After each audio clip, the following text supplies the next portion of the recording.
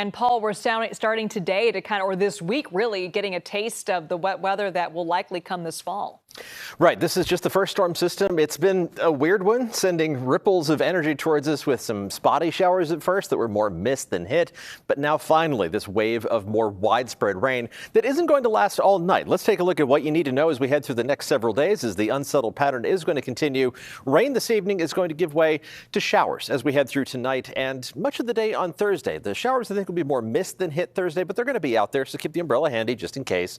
Steadier rain is in the forecast by late Friday into Friday night, even lingering into Saturday, and then we clear out for the second half of the weekend. And once the dry weather arrives, it's going to stick around for a while. It does look like the dry forecast is going to persist all the way through the Thanksgiving holiday, maybe even all the way through Thanksgiving weekend. That's a long way down the line. Let's focus on the here and now. And we do have that band of heavy rain that arcs from the west down to the south, right along the coast.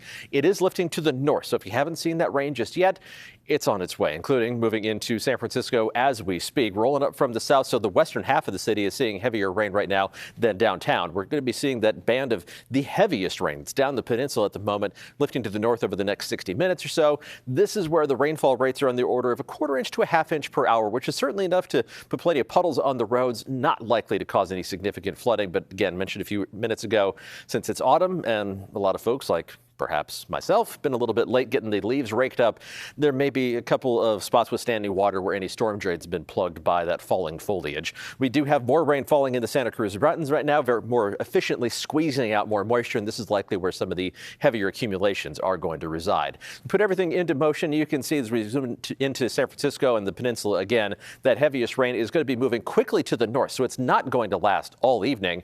In fact, the heaviest rain should be lifting to the north already by 8, 9 o'clock or so. Still off and on showers as we head through much of the night, but I think we're going to catch a mostly dry break in time for the morning commute on Thursday, and just a few showers redeveloping during the afternoon. This activity is what's going to be kind of the hit or miss variety, plenty of gaps in between, so not a guarantee of rain tomorrow.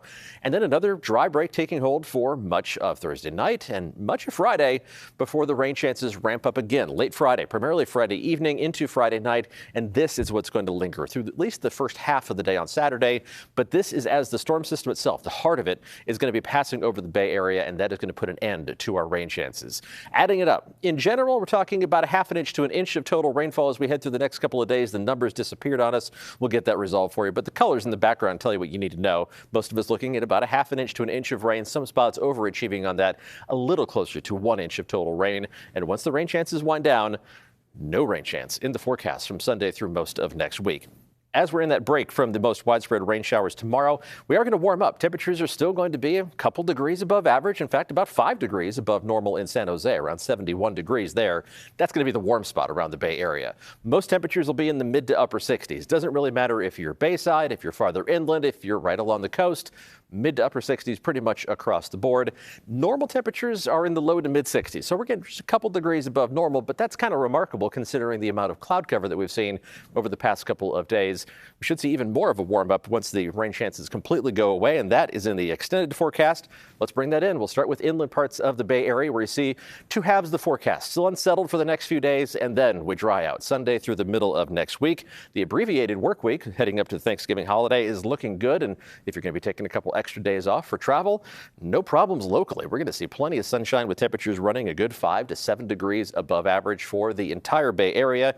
And again, for the Thanksgiving holiday itself, it's just beyond the scope of the 7-day forecast. Things are looking good at this point. I think the dry weather should continue at least through Thanksgiving and maybe through the entire holiday weekend.